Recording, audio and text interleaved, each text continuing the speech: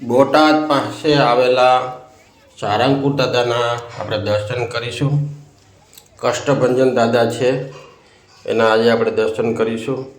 તમે જે જોઈ રહ્યા છો તે આ પંચધાતુની બનાવેલી એક વિશાળ મૂર્તિ જે સારંગપુરમાં રાખવામાં આવી છે તે છે. આ એક અલૌકિક અને મસ્ત મૂર્તિ બનાવવામાં આવી છે. હવે આપણે શ્રી કષ્ટભંજન દાદાના દર્શન કરીશું. તમે જે જોઈ રહ્યા છો તે સામે કષ્ટભંજન દાદાનું મંદિર છે. સામે એમનું મંદિરનો પાછળનો વ્યૂ છે. આપણે આગળ જઈને તેમને જોશું. અને માણસે ઘણું બધું છે આજે તો, એટલે દર્શન તો થઈ ગયા છે આપણે, પણ અંદર જઈને આપણે જોશું. કષ્ટભંજન દાદાના દર્શન કરીશું.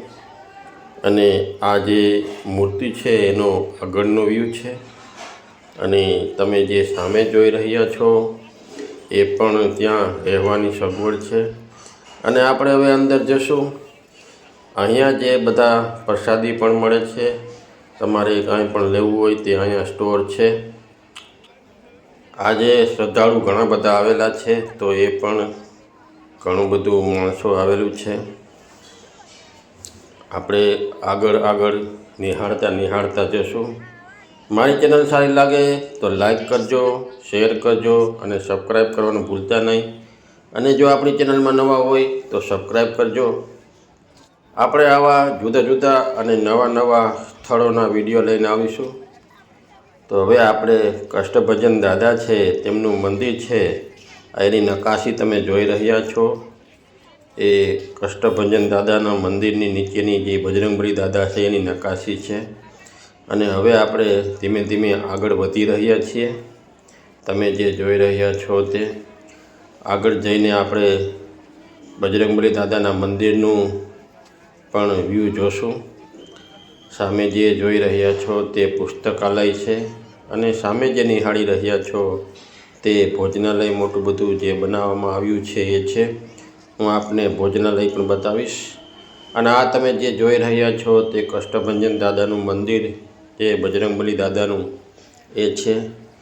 આ સામે તમે જે જોઈ રહ્યા છો તે પણ અંદર જઈને નિહાળ્યા જેવું છે. અંદર ત્યાં પણ મોટું બધું એક ગાડું ને એવું બધું મૂકવામાં આવેલું છે. અને આ તમે જે નિહાળી રહ્યા છો તે મોટામાં મોટી આ ભોજનાલય છે સારંગપુરની અંદર. તો આપણે તેના પણ અંદર જઈને નિહાળશું સારંગપુરની ભોજનાલયને. તો હવે આપણે ત્યાંથી આગળ જશું અને જોશું કે ભોજનાલય કેટલું વિશાળ છે અને અંદર શું શું છે તે પણ હું તમને બતાવીશ. તો આપણે ઉપર જઈ રહ્યા છીએ. ફરી એકવાર કહી દઉં છું કે મારી ચેનલને સબસ્ક્રાઈબ કરજો. આપણે અંદર ભોજનાલયમાં પ્રવેશ કરી ચૂક્યા છીએ.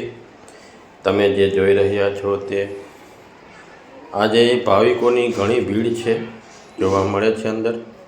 અને ઘણા ભાવિકો છે એ પણ અંદર છે, એટલે લાઈન ઘણી વિશાળ છે. તો આપણે અંદર પ્રવેશી ગયા છીએ ભોજનાલયની અંદર. તમે જે જોઈ રહ્યા છો તે હવે ધીમે ધીમે આપણો લાઈનમાં વારો આવશે એટલે આપણે કષ્ટભંજન દાદાની પ્રસાદી પણ લેશું. આ વિશાળ મોટી બધી ધર્મશાળા છે, મોટી બધી ભોજનાલય છે, તે તમે જોઈ રહ્યા છો વિશાળ. તો આપણે વિડીયો અહીંયા સમાપ્ત કરશું. મારી ચેનલ સારી લાગે તો લાઈક કરજો, શેર કરજો અને સબસ્ક્રાઈબ કરજો. આજની કષ્ટભંજન દાદાની પ્રસાદી છે એ પણ નિહાળી લ્યો તમે. આપણે પ્રસાદીનું દર્શન કરીશું.